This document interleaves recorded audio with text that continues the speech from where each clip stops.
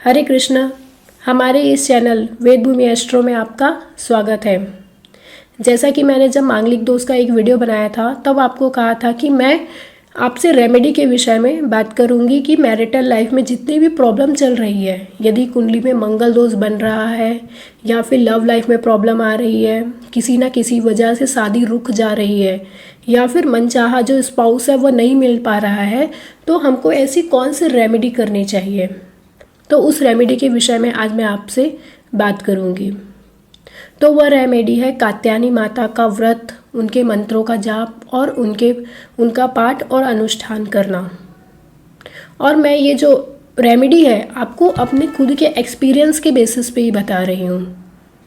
For being a मांगलिक मैंने भी बहुत सारे प्रॉब्लम्स फेस किए हैं। जब मेरे लिए लड़का ढूंढा जा रहा था तब जब हमने कात्यायनी माता के मंत्रों का जब उनका अनुष्ठान करने का संकल्प लिया, एक पंडित है उनके पास जाके हमने संकल्प लिया, तो संकल्प लेने के 2 महीने बाद ही मेरी शादी फिक्स हो गई। उसके 2 महीने बाद शादी हो गई। तो कात्यायनी माता के अनुष्ठान का जो बेनिफिट है वो मैंने खुद महसूस किया है। इसके अलावा मैं आपको यह भी बताऊंगी कि शास्त्रों में कात्यायनी माता के व्रत अनुष्ठान का क्या महत्व बताया गया है। शास्त्रों में बताया गया है कि माता सीता ने स्वयं भगवान श्री राम को पति के रूप में पाने के लिए कात्यायनी माता के मंत्रों का जाप किया था। इसके अलावा श्रीमद् भगवद गीता में भी यह बताया गया है कि राधा जी ने भगवान श्री कृष्ण को पति के रूप में पाने के लिए, इसके अलावा गोपियों ने पति के रूप में भगवान श्री कृष्ण को प्राप्त करने के लिए कात्यायनी माता के मंत्रों का क्या किया था, अनुष्ठान किया था।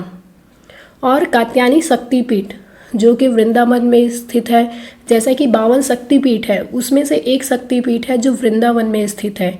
यदि आपको मैरिटल लाइफ में प्रॉब्लम आ रही है शादी होने के बाद भी, या फिर मंगल दोष आपकी कुंडली में है जिसके कारण विवाह में अड़चनें आ रही हैं, तो मैं आपको सजेस्ट करूंगी कि एक बार आपको मौका मिलता है वृंदावन जाने का, आप कात्यायनी माता का वहाँ शक्तिपीठ है जो 52 शक्तिपीठों में से एक है, तो वहाँ जाके कात्यायनी माता के दर्शन करें और वहाँ पे जो भी आपकी विनती है वो उनको बताएं।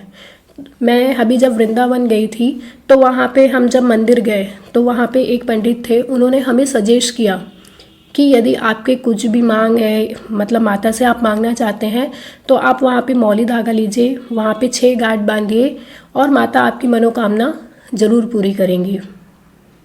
तो आप जब शक्तिपीठ वहाँ पे जाएंगे तो आपकी यदि मैरिटल लाइफ में प्रॉब्लम आ रही है तो आप वहाँ पे अपनी मनोकामना माता के सामने रख सकते हैं। जैसा कि मैंने बताया कि भगवान श्री कृष्ण को प्राप्त करने के लिए गोपियों ने और राधा जी ने स्वयं कात्यायनी माता का व्रत किया और कात्यायनी जो शक्तिपीठ है वहाँ पे अनुष्ठान किया था। तब माता ने स्वयं प्रसन्न होकर यह कहा कि जैसे कि भगवान श्री कृष्ण एक है और गोपियाँ अनेक हैं, तो यह संभव नहीं था।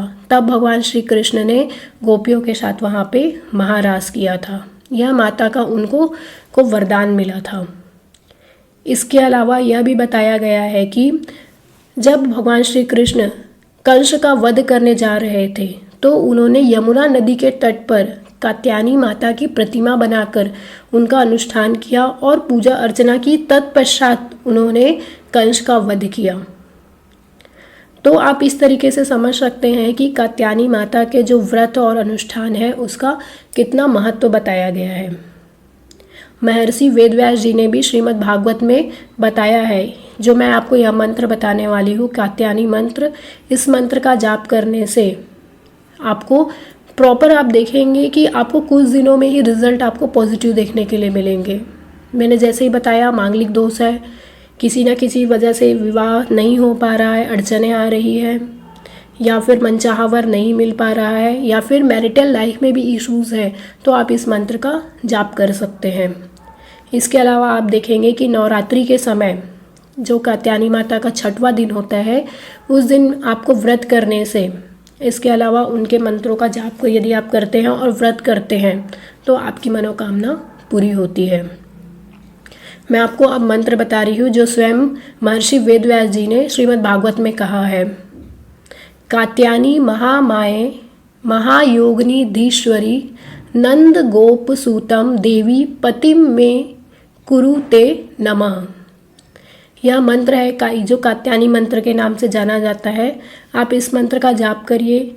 यदि आप किसी सिद्ध पंडित के पास जा सकते हैं, आप वो अपने वहाँ पे कुंडली दिखाइए। यदि किसी दोस्त के कारण शादी में अड़चनें आ रही है तो वो आपको सजेस्ट करेंगे इनका अनुष्ठान करने के लिए, पाठ करने के लिए।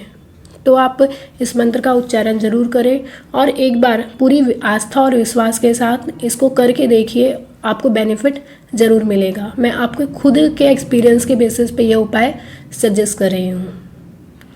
होप आज का यह छोटा सा वीडियो आपको सबको पसंद आया होगा और आप मांगलिक दोष से रिलेटेड जो मैंने वीडियो बनाया है वो भी देखें, जिससे आपको समझ में आएगा कि कहीं मांगलिक दोष या हमारी कुंडली में डिले का कारण तो नहीं बन रहा है। हरे कृष्ण।